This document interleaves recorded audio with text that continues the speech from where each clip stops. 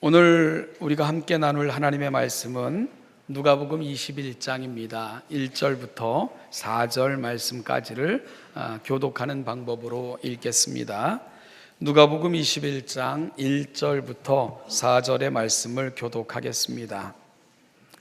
예수께서 눈을 들어 부자들이 헌금함에 헌금 넣는 것을 보시고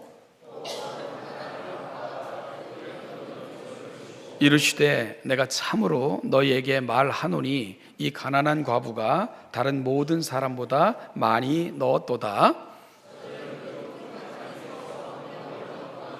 이 과부는 그 가난한 중에서 자기가 가지고 있는 생활비 전부를 넣었느니라 하시니라. 아멘. 제가 지금까지 경험했던 헌금 중에 가장 특별했던 경험은 아마 군에서 만난 사병들의 11조였다는 생각을 해보게 됩니다. 제가 기억하기로 제가 병장 때 받았던 월급이 8,300원이었습니다. 퇴직금으로 받아 나온 게 22,000원 정도 되는 것 같은데요. 그래서 그게 맞는지 한번 인터넷 살펴봤더니 그 정도 되더라고요. 그리고 제보다 선배님들 훨씬 더 적게 받으셨고, 저는 일정한 기간 동안 군대에서 연대군종을 했기 때문에 이 연대군종은 군에서는 군종과 업무를 보고 또 지금 일반 교회에서는 이렇게 전도사 역할까지도 같이 이렇게 두루두루 감당해야 되는 그러한 역할이었는데요. 그래서 이렇게 때로는 예배 후에 이렇게 많은 분들이 이렇게 또 뭐 훈련 나가고 그러면 이렇게 교회 재정 집사님들을 도와서 헌금을 집계하고 계수하는 일까지도 또 같이 이렇게 도와드리기도 했는데요. 그럴 때 이렇게 눈에 띄었던 감동적인 헌금 봉투들이 있었어요. 바로 사병들이 드린 11조 헌금이었습니다. 제가 속해 있던 부대는 사병수가 굉장히 많은 부대였어요. 한 연대가 같은 부대 안에 있었으니까요. 장교들도 물론 굉장히 많으셨고, 그래서 기독 장교회도 잘 조직되어 운영되어졌던 교회였습니다. 그리고 사병들이 많다 보니까 11조를 하는 사병들도 꽤 많았습니다. 그들의 11조는 다 똑같았어요. 1,000원씩을 11조로 드렸습니다. 1,000원, 그때도 그렇고 지금도 그렇게 큰 돈은 아닐 것입니다. 그런데 여러분, 제가 군생활할 때 이등병들의 월급이 5,300원 정도 됐습니다. 거기에서 1,000원을 드린 거예요. 그리고 가장 많은 월급을 받는 사람이 8,300원인데 거기서도 1,000원을 이렇게 드리는 사병들이 꽤 많았다는 것입니다. 지금은 그 사병들도 개인 카드도 있고 집에서 돈도 붙여줄 수 있고 그렇던데, 그때는 전혀 그런 것들이 용이하지 않았던 그런 시대였습니다. 수중에 있는 현금이 유용할 수 있는 경제적 수단의 전부였던 그런 시대였습니다. 그러니 그 사병들에게 이 1,000원짜리 한 장이요, 이 가치는 우리가 결코 과소평가할 수 없는 가치를 지니고 있었던 거죠. 그 사병들에게, 특별히 이등병들에게 1,000원은 굉장한 가치가 있었을 것이라 생각이 다시금 듭니다. 그것을 그들은 11조로 하나님께 드리고 있었던 것입니다. 1,000원이었지만 그것은 넘치는 연보였고요, 심에 진하도록 드린 헌금이었습니다. 그것이 제가 지금까지 보았고 경험했던 것 중에 가장 감동적인 헌금으로 남아있는 이유이기도 할 것입니다. 여러분, 무엇이 그들로 하여금 그 벅찬 헌금, 그 당시 1,000원이면 PX 같은 데가 살 수 있는 게 많았거든요. 그럼에도 불구하고 그거마다 하고 헌금으로 하나님 앞에 드릴 수 있었을까? 오늘 본문에 소개되고 있는 과부의 모습이 그 이유를 설명해 주고 있다는 생각을 해봅니다. 아마 제가 그 사병들을 보면서, 물론 저도 사병이었는데 느꼈던 그 감동을 주님께서는 그 어떤 과부라 표현되어지는 과부의 헌금을 통해서 느끼고 계셨으리라, 이런 생각을 이 말씀을 준비하면서 다시금 해봤습니다. 십자가를 지시기 전에 예루살렘에서 보내셨던 그 마지막 일주일, 예수님은 자신의 마지막 시간이 다가오고 있음을 아셨음에도 끊임없이 백성들 속을 거니시며 그들을 만나시고 가르치시고 그들의 마음을 온전히 하나님께로 돌이키기 위해 정말 그 시간마다 백성들 사이를 거니셨던 분이 우리 주님이셨습니다. 마지막 순간까지 말씀을 가르치셨고 권면하시는 그런 일들을 주님은 하셨습니다. 그런데 이와 반대로 백성들을 올바른 길로 인도해야 될 막중한 책임을 지고, 그리고 직책에 위임된 사람들, 대제사장들을 위시한 제사장들, 그리고 서기관들, 바리새인들, 이들은 소위 스스로를 백성들의 영적인, 종교적인, 정치적인 지도자들이라고 스스로를 평가했고요. 또 그렇게 위치하여 이 일들을 감당했던 사람들입니다. 그럼에도 불구하고 이들은 자신들의 이익과 또 권위가 위협당하는 것을 보고는, 이것이 예수 때문이다, 많은 사람들이 예수께로 관심을 집중하는 것을 보고는 그 예수를 가만두지 않으려고 잡아 죽이려는 음모만을 꾸미고 있었던 것이 당시 지도자들의 모습이었습니다. 온갖 방법을 동원해서 어떻게 해서든지 예수를 고소하고 죄를 지워 로마의 힘을 빌어 죽일 생각만, 그런 계획만을 그들이 하고 있었습니다. 정말로 자기 땅에 오매 자기 백성이 그를 영접하지 않았다라고 고백했던 사도 요한의 그 가슴 아픈 고백을 예수님은 마지막 순간까지 예수님을 대했던 그들의 모습을 통해서 경험하실 수밖에 없었던 것입니다. 그때 예수님의 시선을 머물게 한 감동적인 사건이 발생했습니다. 그것은 헌금함 앞에서 발생을 했습니다. 예수님의 눈에 헌금함에 헌금을 넣는 이들이 들어왔습니다. 많은 부자들이 헌금함에 많은 돈을 넣었습니다. 많은 돈을 헌금하는 이들의 모습은 예수님의 시선을 사로잡은 듯 보이지 않습니다. 이유는요, 앞선 누가복음 20장 45절 이하의 말씀에서 예수님은 서기관들과 같은 권세 있고 부유한 자들에 대해서 경고하셨던 말씀을 우리가 들었지 않습니까? 이들은 긴 옷을 입고 다니며 자신들을 드러내기를 좋아했고, 시장에서 문안받는 것과 회당의 높은 자리와 잔치의 윗자리를 좋아하는 자들이라고 예수님께서 말씀하시면서 이러한 자들을 본받지 말라고 제자들에게 부탁하셨던 부분을 우리가 함께 읽었었지요. 이 말씀 후에 곧바로 이어지는 장면이 바로 오늘의 본문입니다. 따라서 오늘 본문에서 헌금함에 많은 헌금을 넣는 것은 앞서서 살핀 누가복음 20장 45절 이하의 사람들의 자기과시적 행위의 일환으로서 이와 같은 행위를 하고 있다고 사실은 누가는 알려주고 설명하고 있는 것입니다. 하나님 앞에 드려지는 헌금조차도 자기 과시와 자기 의의 수단으로 전락되어져 있었던 것입니다. 그러니요, 아무리 많은 돈을 넣는다 한들 그것이 예수님의 마음을 감동시킬 수 있었겠습니까?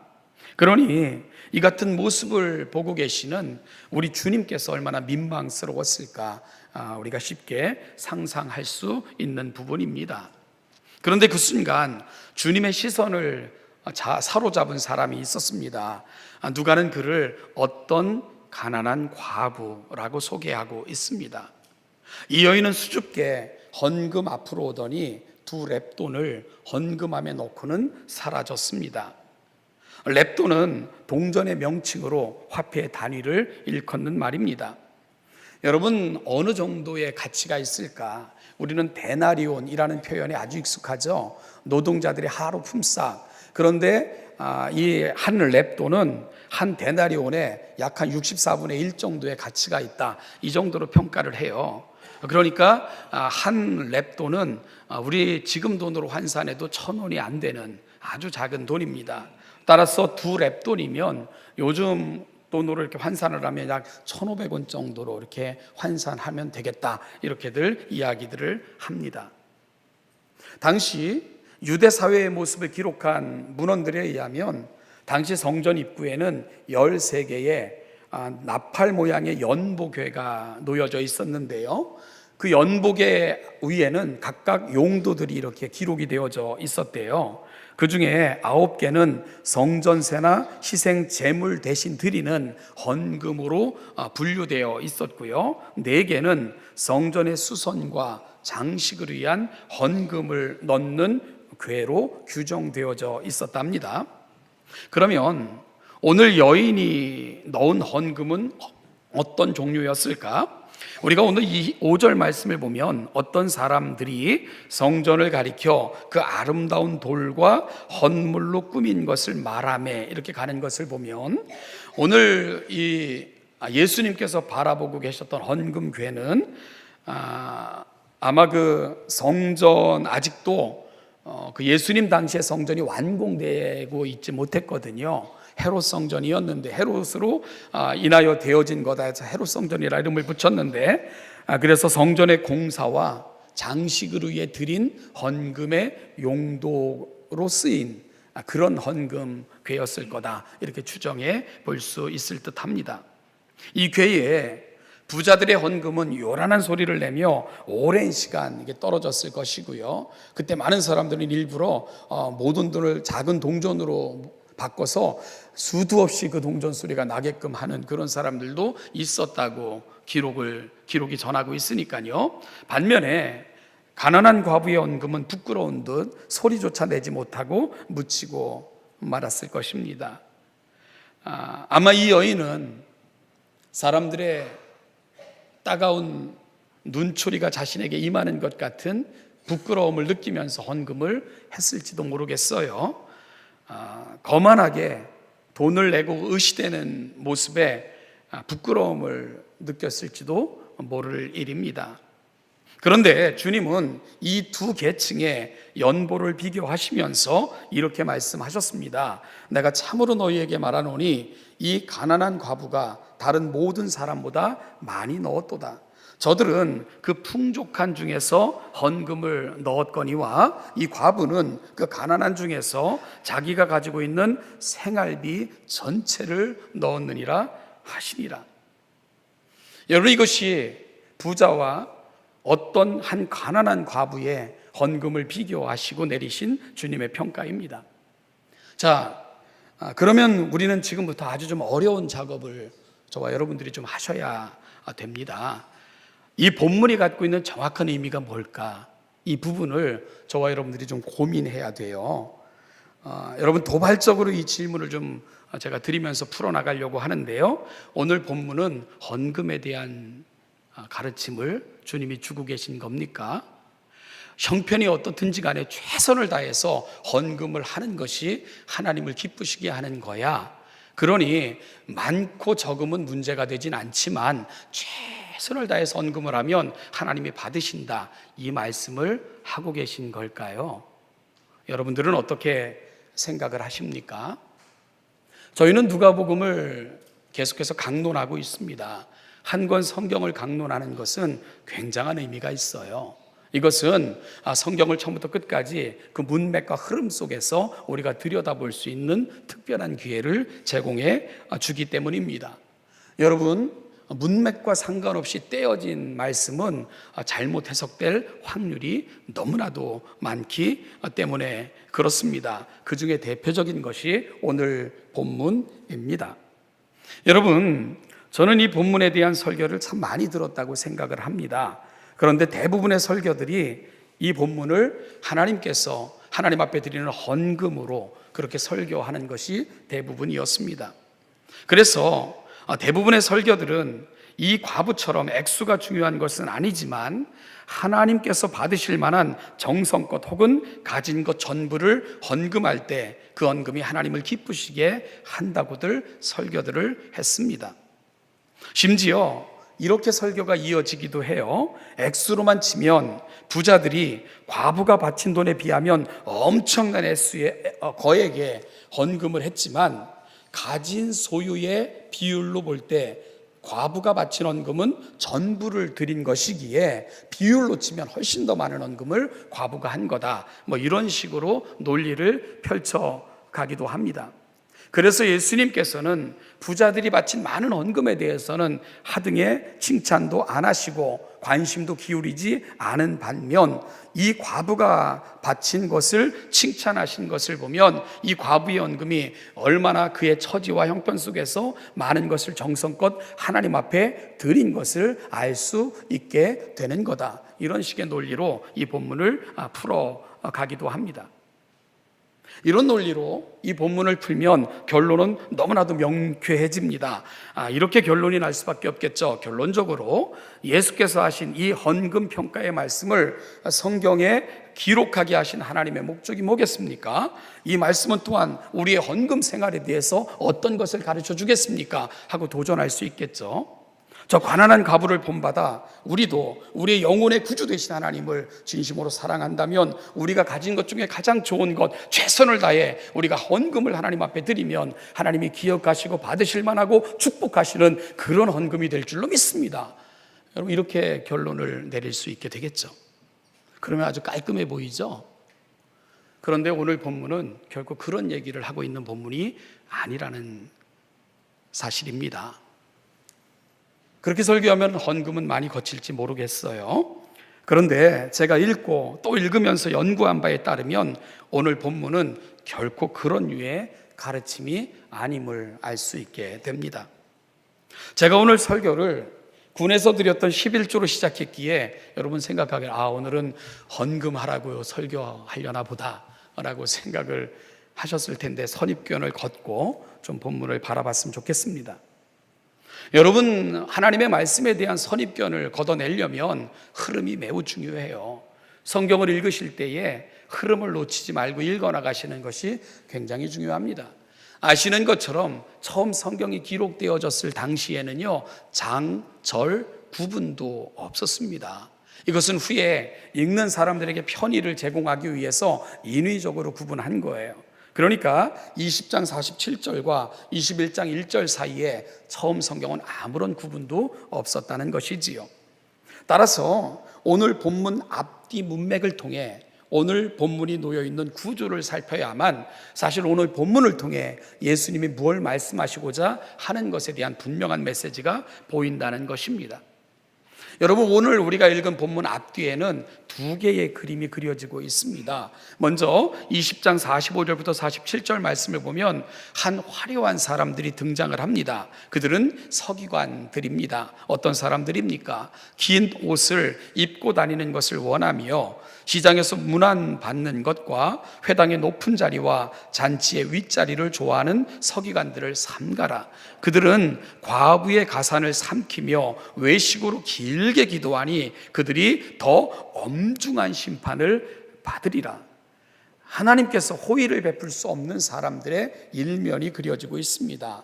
바로 여러분, 그들은 하나님의 말씀을 연구하고 기록하는 자들이라 세인의 관심을 받았고요, 존경도 받았습니다. 그것을 이용해서 그들은 긴 옷을 입고 다니며 거드름을 피웠고요, 사람들에게 존경받는 것을 즐겨했고요, 그러면서 말씀을 교묘히 이용해서 가난한 과부의 가산까지도 탈취하는 이러한 일들을 저질렀던 사람들, 그들은 하나님의 더 엄중한 심판을 받게 될 것을 주님께서 엄중하게 경고하셨습니다. 이것이 오늘 본문 앞에서 저와 여러분들이 바라봤던 본문입니다.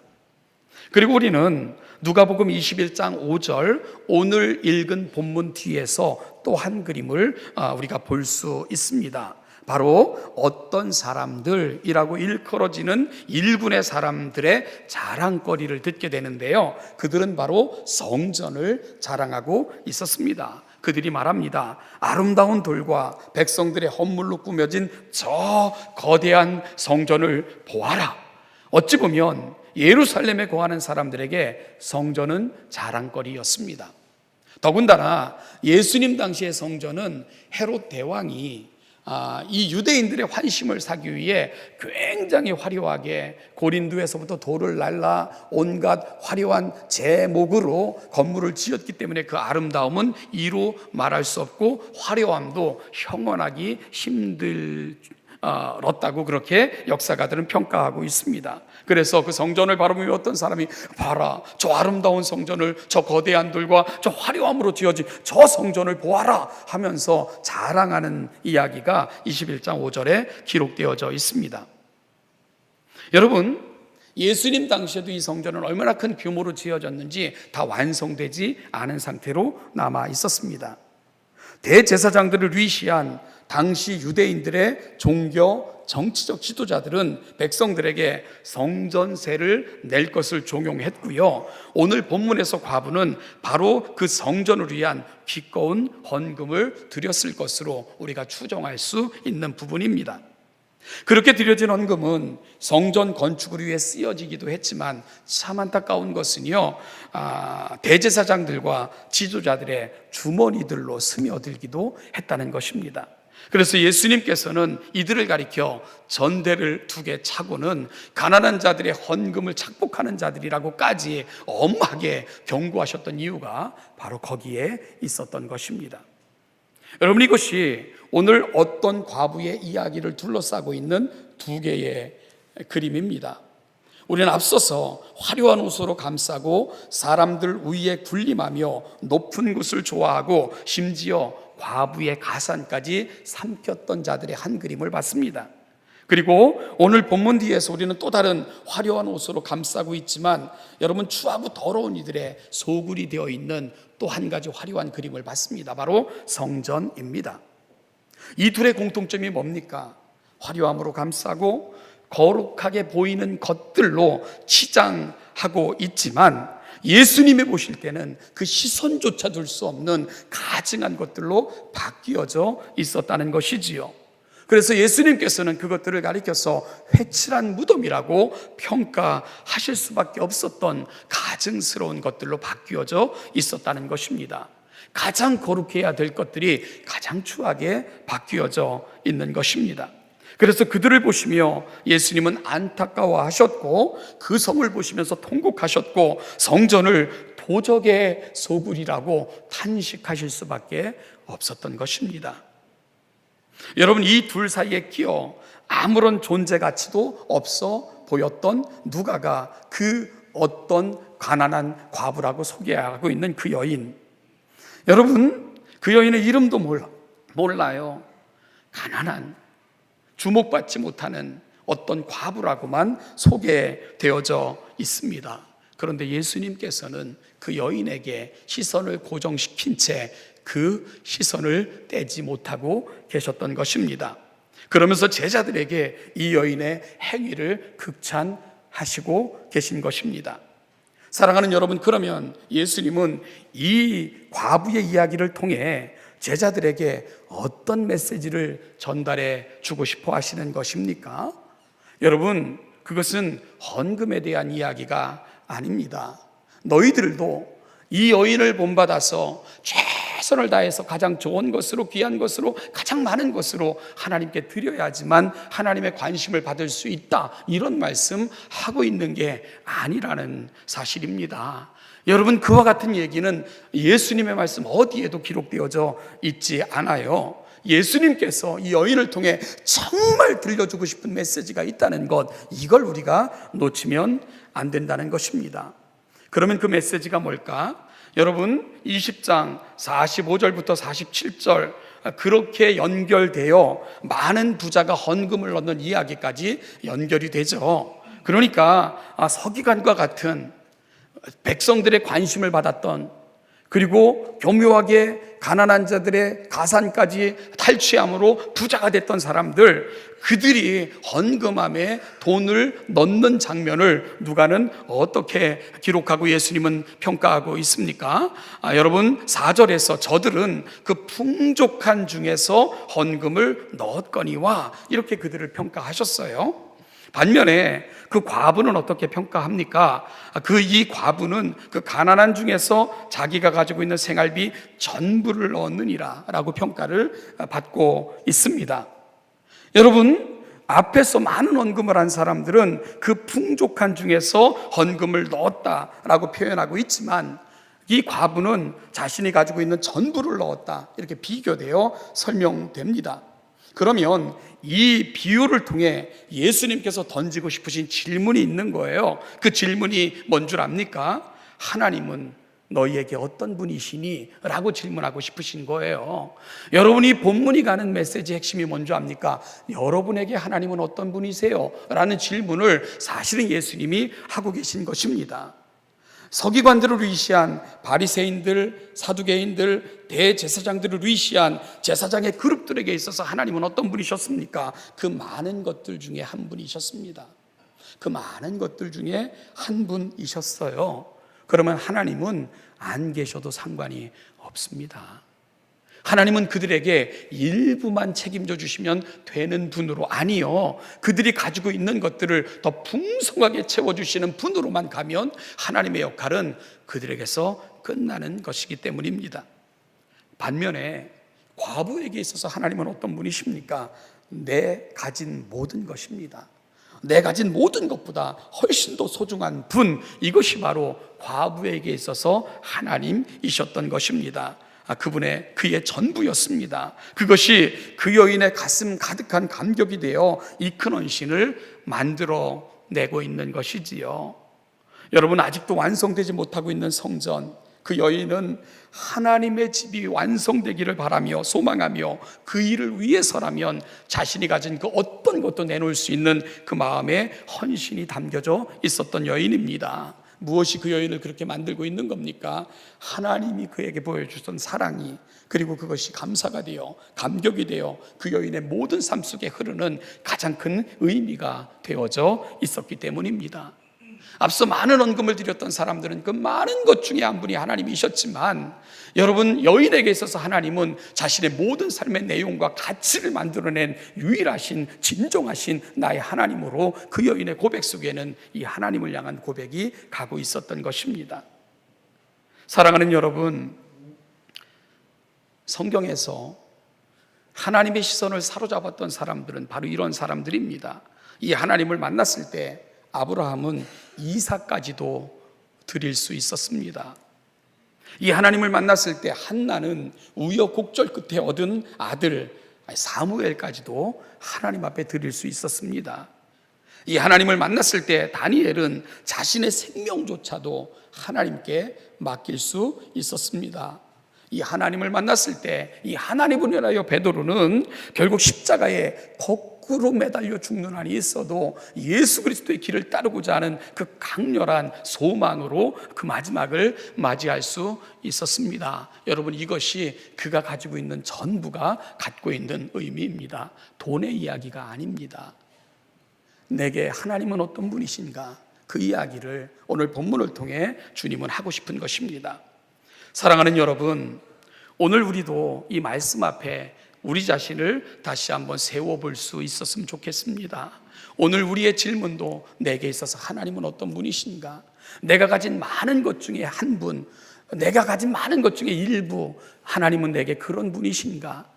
아니면은 그 여인에게 있어서 모든 것, 그 여인의 모든 삶의 내용을 만들고 그 여인의 모든 감동의 근원이 되어 있으며 그 여인이 그 어떤 것과도 바꿀 수 없는 그분, 바로 그 어떤 과부의 하나님처럼 내게도 하나님은 그런 분이신가? 예수님은 어찌 보면 저와 여러분들도 그 질문 앞에 세우고 싶어 하시는 것입니다. 미가 선지자를 통해 하나님께서는 이미 그 마음을 다음과 같이 보여주셨습니다. 미가서 6장 6절부터 8절 말씀을 보면 내가 무엇을 가지고 여호와 앞에 나아가며 높으신 하나님께 경배할까? 내가 번제물로 일련된 송아지를 가지고 그 앞에 나아갈까? 여호와께서 천천의 순양이나 만말의 강물 같은 기름을 기뻐하실까? 내 허물을 위하여 내 맏아들을 내 영혼의 죄로 말미암아 내 몸에 열매를 드릴까?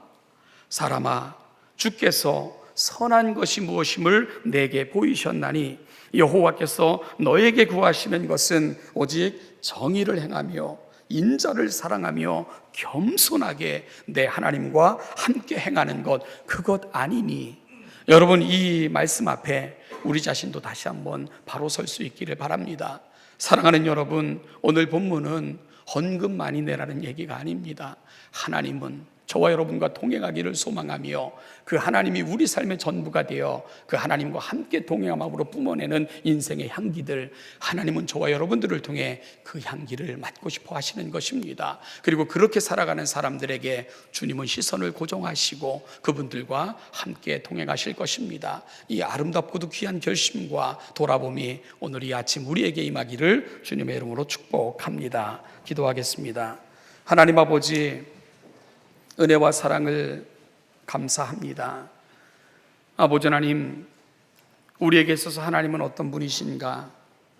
부자들의 그 많은 것 중에 일부였던 하나님처럼 우리에게도 그런 것은 아닌가를 오늘 어떤 한 가난한 과부를 통해 하나님의 진정한 마음을 보여주고 싶어 하셨던 예수님의 마음을 가슴에 담고 내가 살아가는 모든 삶의 자리에서 때로는 그것이 헌금의 문제이든 다른 사람을 대하는 문제이든 내가 맡겨준 삶의 자리에서 내게 맡겨진 사명을 감당하는 문제이든 하나님이 내게 전부가 되어 그 하나님 주신 감동으로 감격으로 내 삶의 모든 모양을 만들어갈 수 있는 성숙된 하나님의 자녀들이 되게 하여 주시옵소서. 감사드리며 예수님의 이름으로 기도하옵나이다. 아멘.